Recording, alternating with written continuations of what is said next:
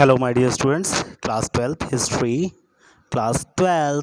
History students, ध्यान से सुनिएगा। चैप्टर नंबर 10 हमारा उपनिवेशवाद और देहात, और इसमें आज हमारा जो टॉपिक है वो है पहाड़ी लोगों के लिए जो समस्या थी, उन समस्याओं के बारे में यहाँ पर डिस्कस किया जा रहा है आपसे। ठीक है ना? तो ये पॉइंट है आज आपका। तो 18th सेंचुरी जो चल रही थी, उस शताब्दी के अंतिम दशकों की बात करते हैं हम लोग। अंतिम दशकों में ये हुआ, और क्या हुआ कि खेती की जो सीमाएं थी वो क्या कर दी गई, धीरे धीरे बढ़ा दी गई। ठीक है ना? तो जब खेती की सीमाएं बढ़ाई गई तो उसके साथ साथ जंगलों की कटाई और सफाई धीरे धीरे करा दी गई। ठीक है ना? और क्या किया गया, ज़मींदारों ने, जितने भी ज़मींदार थे उन सभी ने जो पड़ती भूमि थी उसको धान के खेतों के रूप में बदल दिया। किसके रूप में बदल दिया? धान के खेतों के रूप में, क्योंकि वहाँ पर धान की खेती की जाने लगी। ठीक है ना स्टूडेंट्स? और क्या हुआ, अंग्रेजों ने जो स्थायी कृषि थी वो शुरू कराई। कौन सी कृषि? स्थायी कृषि। यानी आप कृषि को बदल नहीं सकते, इधर से उधर उठाकर नहीं ले जा सकते, है ना? जैसा कि उसमें था, जो हमारी कंडीशन थी, वनों में हुआ करती थी, जंगलों के अंदर हुआ करती थी। इस तरीके की जो खेती करते थे वो, कि आज यहाँ कर लिया, फिर 2 साल के बाद फिर कहीं और खेती करने लग गए, शिफ्टिंग कल्टीवेशन जिसको हम कहते हैं। और तो ऐसी नहीं है, नहीं, अब स्थायी कृषि होने लगी, एक जगह कृषि होने लगी। और क्या होने लगा, कृषि का विस्तार किया जाने लगा, क्योंकि भाई अंग्रेज चाहते थे ना कि कृषि का विस्तार किया जाए, ज़्यादा से ज़्यादा जंगलों को साफ़ किया जाए और भूमियाँ साफ़ की जाएं, जिससे कि ज़्यादा से ज़्यादा खेती की जा सके और उन्हें ज़्यादा से ज़्यादा उसका क्या मिले, टैक्स मिले। तो जो स्थायी कृषि थी उसमें विस्तार से क्या फ़ायदा था? उसके विस्तार से यही फ़ायदा था अंग्रेज़ों को कि जो राजस्व था उस राजस्व में भी कहीं ना कहीं विस्तार हो जाता उनका, है ना? उनका विस्तार होता। अब अंग्रेज क्या करते थे, अंग्रेज जंगलों को बिल्कुल उजाड़ मानते थे, बेकार मानते थे कि ये बेकार है, झाड़ जंगाड़ खड़ी हुई हैं, पेड़ खड़े हुए हैं फालतू के, इन सबको वो उजाड़ मानते थे। और जंगलवासी जितने भी थे उन सभी जंगलवासियों को बहुत असभ्य मानते थे, बेकार का मानते थे कि इनके अंदर कोई मैनर्स नाम की चीज़ नहीं है, ये बर्बर हैं, ये उपद्रवी हैं, ये कहीं ना कहीं आकर लोगों को परेशान करते हैं। तो इसलिए वो चाहते थे कि इन जंगलों को क्या किया जाए, धीरे धीरे साफ कर दिया जाए। इसीलिए अंग्रेज़ों ने सोचा, क्या सोचना शुरू किया, उन्होंने सोचा कि अगर जंगलों को साफ करवा दिया जाए तो हमें क्या करना पड़ेगा, इस जंगलों को साफ करके यहाँ पर स्थायी खेती करवानी पड़ेगी। जब स्थायी खेती होगी तभी हमें इसमें से राजस्व या टैक्स हमें प्राप्त होना शुरू होगा। तो उन्होंने इसके लिए एक चाल चलना शुरू किया। क्या किया उन्होंने, जो जंगली लोग थे उनको सभ्य बनाना शुरू किया, पालतू बनाना शुरू किया। बोला ऐसा व्यक्ति बना लो, इन्हें इतना सभ्य कर दो कि हमारे पालतू बन जाएं, जैसा हम कहें वैसा काम हमारे लिए करते रहें। तो जो शिकार होता था उसका काम उनसे छुड़वा दिया गया। और क्या किया गया, स्थायी जो कृषि थी उसमें उन्हें लगाना शुरू कर दिया, स्थायी कृषि में लगवाना शुरू कर दिया। धीरे धीरे उन्होंने जो पुरानी परंपरा थी अपनी शिकारी संग्राहक वाली, वो परंपरा तो छोड़ दी और किस काम में लग गए, वो स्थायी खेती में लग गए। अब जैसे जैसे स्थायी कृषि का विस्तार हुआ, जंगल और चरागाह वो क्या होने लगे, अब छोटे होने लगे, जंगल खत्म होने लगे, खेती का विस्तार बढ़ने लगा, जंगलों को काटा जाने लगा, चरागाह खत्म किए जाने लगे, तो धीरे धीरे वो सब छोटे होते चले गए। इससे लोगों के बीच समस्याएं शुरू हुई। अब किस किस के बीच समस्याएं शुरू हुई, ये समस्या दो लोगों के बीच में आ गई। एक वो जो जंगलों में रहा करते थे यानी पहाड़ी लोगों के बीच में, और दूसरे वो जो बाहर से आए थे खेती करने के लिए, थोड़ा दूर से संथाल लोग जो स्थायी कृषि कर रहे थे। उनके बीच क्या होने लगा, अब झगड़ा बढ़ने लगा, झगड़ा बढ़ने लगा। झगड़ा बढ़ा तो उससे लोगों के बीच में अब समस्याएं आने लगी। पहाड़ी लोग और ज़्यादा गांवों में हमले करते अनाज लूट ले जाते, पशु लूट के ले जाते, झपट के ले जाते, खींच ले जाते लोगों से। तो ज़्यादा से ज़्यादा हमले करने लगे वो 1770 के दशक में। कब? 1770 के दशक में अंग्रेजों ने एक नीति अपनाई, बहुत ही क्रूर नीति अपनाई थी। और वो क्या करने लगे? वो शिकार और संहार करने लगे। किसका किसका शिकार करने लगे और संहार करने लगे? पहाड़ी लोगों का, क्योंकि वो परेशान करते थे ना। तो उन्होंने अब ये काम शुरू कर दिया, शिकार और संहार करने का काम शुरू कर दिया। 1780 में भागलपुर के कलेक्टर ने, कहाँ के? भागलपुर, हाँ, भागलपुर के जो कलेक्टर थे उन्होंने शांति स्थापना की एक नीति बनाई कि भाई शांति होनी चाहिए। इसके अनुसार उन्होंने क्या किया? इसके अनुसार जो मुखिया होता था उसको वार्षिक भत्ता दिया जाता था कि भाई आपको जो है ना अब शांति रखवानी है यहाँ पे, कैसे भी करके आपको हम ये वार्षिक भत्ता दे रहे हैं, इस वार्षिक भत्ते को आप अपने पास रखें और यहाँ पर शांति कायम करें। ऐसा बदले में उनसे मांगा जाता था। उन्हें कहा जाता था कि भाई मुखिया जितने भी हैं, अपने जो पहाड़ी लोग हैं उन लोगों का चाल चलन ठीक कर लो, उनको कहो कि वो सही तरीके से रहें। लेकिन जो पहाड़ी मुखिया थे उन्होंने भत्ता लेने से क्या कर दिया? मना कर दिया। भत्ता लेने से ही मना कर दिया कि नहीं, हम अपने लोगों के लिए ये सब नहीं कर पाएंगे। आप चाहते हो हमें यहाँ से हटा देना, हम वो नहीं चाहते। कुछ ने उनमें से स्वीकार तो किया, कुछ मुखिया थे जो लालच में फंस गए और उन्होंने इन चीज़ों को स्वीकार कर लिया। अब भाई हजारों लोगों के बीच में अगर 4 ऐसे लोग होंगे तो ऐसे लोगों का क्या होगा? क्या उन्हें समर्थन मिलेगा? बिल्कुल नहीं मिलेगा।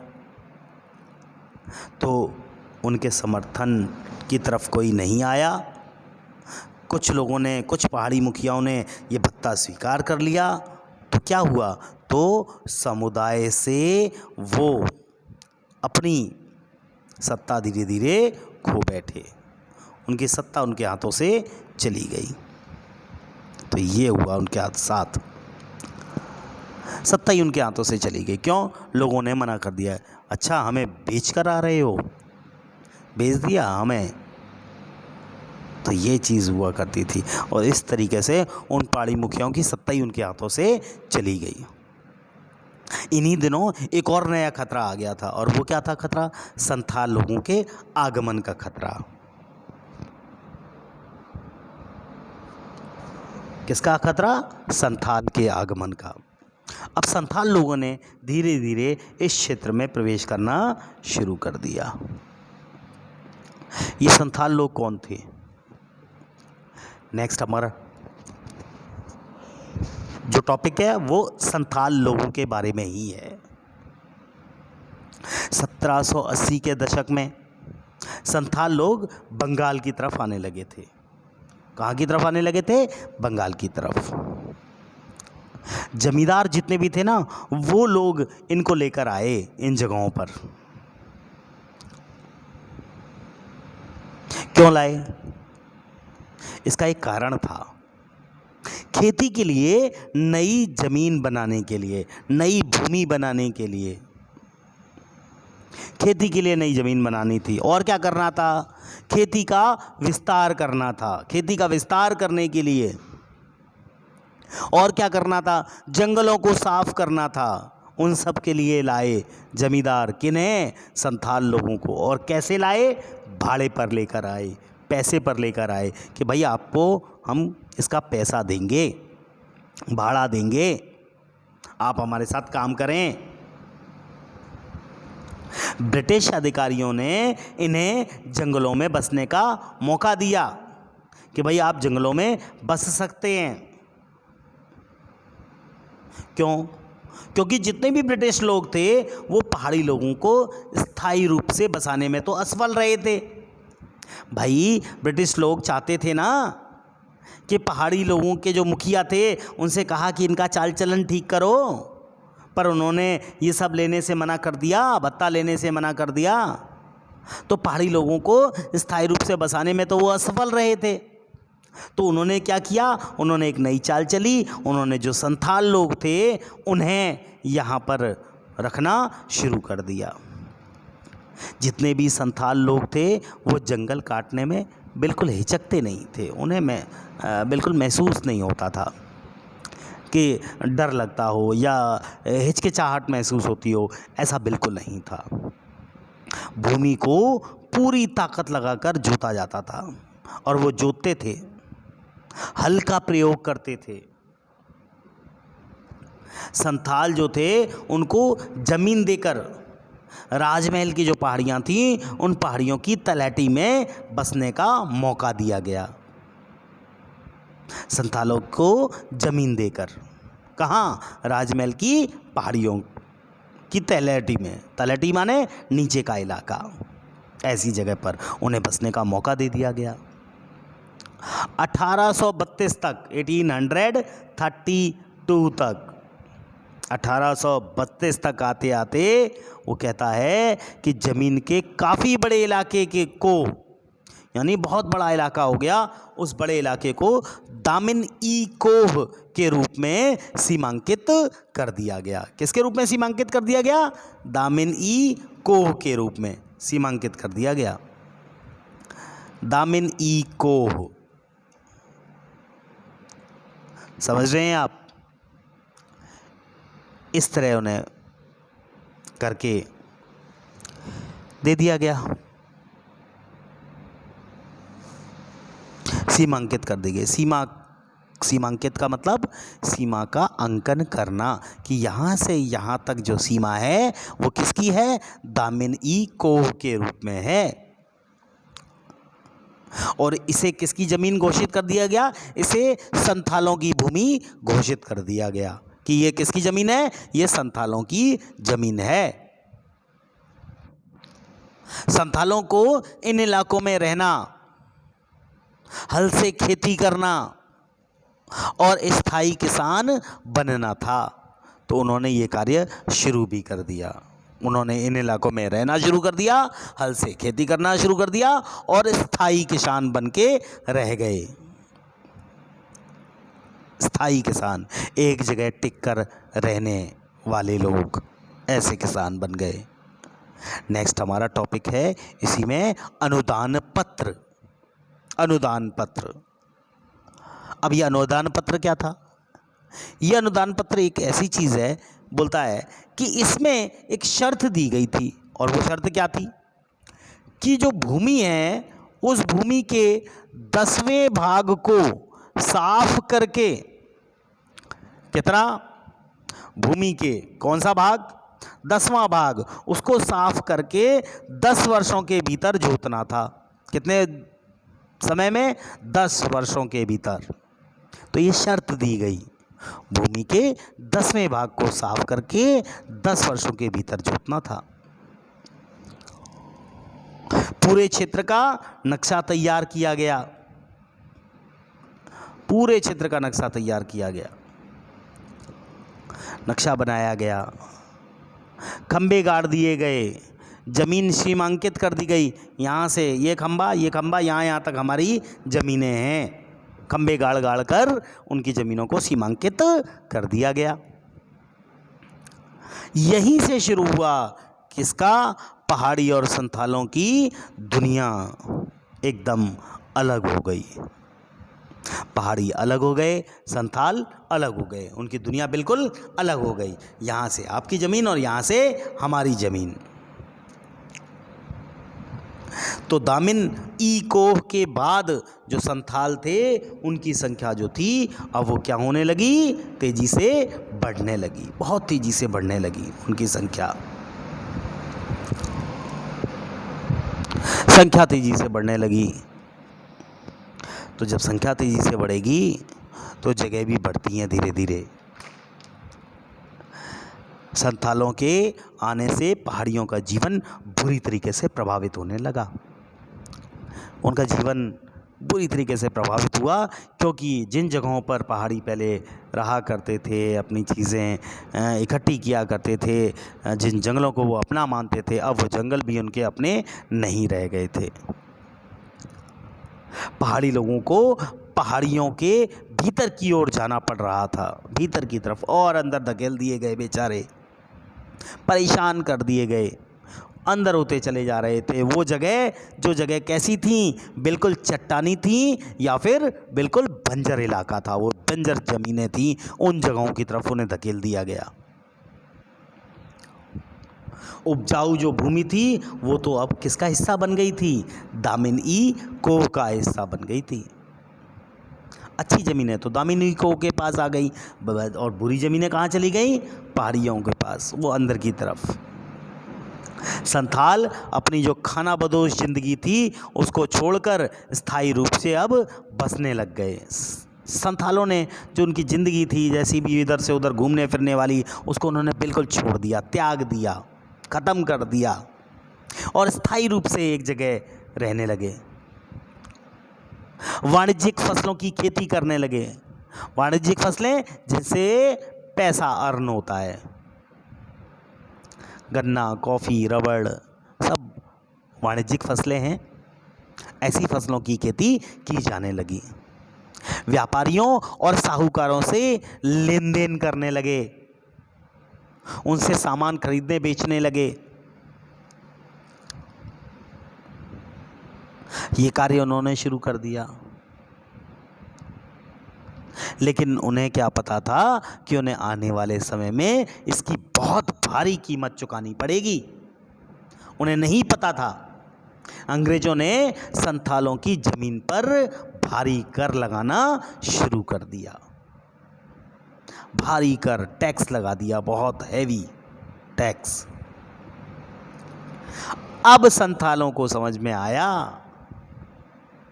कि जिस ज़मीन पर वो खेती कर रहे थे ना, वो ज़मीन अब उनके हाथों से निकली जा रही है, धीरे धीरे उनके हाथों से निकल रही है। उन्हें समझ में आया कि इन अंग्रेज़ों ने हमारे साथ क्या चाल चली। पहाड़ियों को तो पीछे हटवा दिया, धकेल दिया, हमें यहाँ स्थायी रूप से फिक्स कर दिया, हमसे ज़मीनें साफ़ करवा ली, हमने इतनी कठोर ज़मीन को खेती की, वहाँ पे जोता उसे, और जोतने के बाद जब वो खेती लायक ज़मीन हो गई, उसमें अच्छी फसल होने लगी, तो उस पर इतना भारी टैक्स लगा दिया कि अब वो टैक्स भी हमसे नहीं दिया जाएगा। उन्हें पता लगने लगा कि जो ज़मीनें वो कर रहे थे, वो ज़मीनें अब उनके हाथों से निकली जा रही हैं। वो साहूकारों से जब पैसा लेते थे, ब्याज लेते थे, तो साहूकार ऊंची दर पर ब्याज लगा दिया करते थे उनके लिए, ऊंची दर ज़्यादा मात्रा में लेते थे। कर्ज जब नहीं चुका पाते थे तो क्या होता था, आपको मालूम ही है, पुरानी फिल्में आपने देखी होंगी। जब कोई कर्ज नहीं चुका पाता था तो उसकी ज़मीन पर साहूकार क्या कर लेता था? कब्जा कर लिया करता था।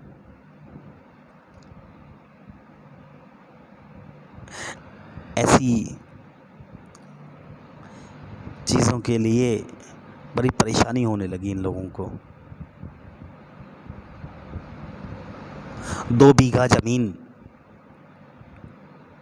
एक फिल्म है, बहुत ही अच्छी फिल्म है। बच्चों, मैं मानता हूँ आप आजकल की 21वीं शताब्दी के स्टूडेंट्स हैं, और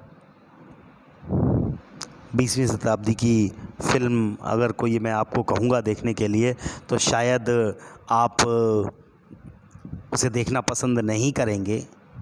परंतु आपको अगर इस स्थिति के बारे में जो मैं बता रहा हूँ, इसके बारे में एहसास करना है, तो एक फ़िल्म है जो बहुत ही पहले बनाई गई थी, 1960s की फ़िल्म है, 65 की फ़िल्म 2 बीघा ज़मीन, जिसमें बलराज साहनी जी ने काम किया था। बहुत ही अच्छे कलाकार थे। इस फिल्म को आप एक बार ज़रूर देखिएगा, तो आपको एहसास होगा कि उन किसानों के सामने क्या क्या समस्याएं आया करती थी। उन समस्याओं से आप अवगत हो पाएंगे एक बार। तो स्टूडेंट्स, मैं चाहता हूँ आप इस यूट्यूब का इतना इस्तेमाल करते हैं फालतू की चीज़ों के लिए, पर किसी अच्छी चीज़ को प्राप्त करने के लिए आप इस फिल्म को एक बार अवश्य देखें।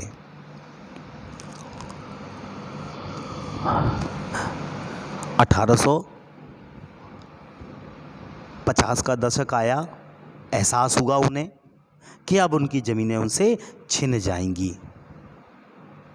उन्हें लगने लगा, तो उन्होंने क्या कर दिया, विद्रोह कर दिया। विद्रोह का समय आ चुका था अब उनके लिए। 1855 से लेकर 56 में, कब से लेकर कब तक, 1855 से लेकर 56 के जो संथाल विद्रोह हुआ, उसके बाद संथाल परगना का धीरे धीरे निर्माण हुआ। उस विद्रोह के बाद संथाल परगना बना। अब इस संथाल परगना की जो जगह थी, भूमि थी, वो कहाँ से कहाँ तक थी, टोटल 5500 वर्ग मील की भूमि थी। कहाँ से लेकर कहाँ तक, भागलपुर से लेकर वीरभूम जिले में यहाँ तक, यहाँ वीरभूम जिलों में से लिया गया, यहाँ तक इनकी ज़मीन थी। अंग्रेज़ों ने ये सोचा कि संथालों के लिए परगना बना देंगे, तो परगना बनाकर विशेष कानून लागू करने से संथाल संतुष्ट हो जाएंगे। उन्हें ये लग रहा था, परंतु ऐसा हुआ नहीं। उन्होंने सोचा था इनके लिए परगना बना दिया, विशेष कानून लागू कर देंगे तो संथाल संतुष्ट हो जाएंगे, पर नहीं, ऐसा नहीं हुआ। तो स्टूडेंट्स, इतना टॉपिक मैंने आज आपका क्लियर किया। आशा करता हूँ आप इसे बहुत अच्छी तरह समझ गए होंगे और पढ़ भी रहे होंगे।